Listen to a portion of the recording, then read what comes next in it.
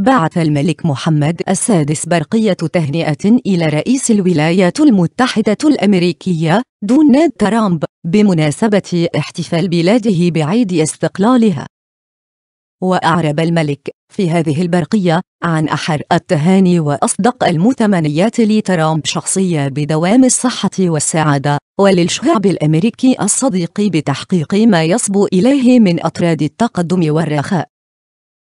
ومما جاء في البرقية، وانطلاقا مما يربط الشعبين المغربي والأمريكي من أواصر الصداقة العريقة والتقدير المتبادل والتعاون المثمر، أعرب لكم عن حرصي القوي على مواصلة العمل سويا مع فخاماتكم من أجل استثمار أنجع وتفعيل أمثل الشراكة الاستراتيجية التي تجمع بلدينا، وتدعيم سبل الحوار والتشاور بينهما حول مختلف القضايا الجهوية والدولية ذات الاهتمام المشترك لما فيه صالح شعبينا الصديقين.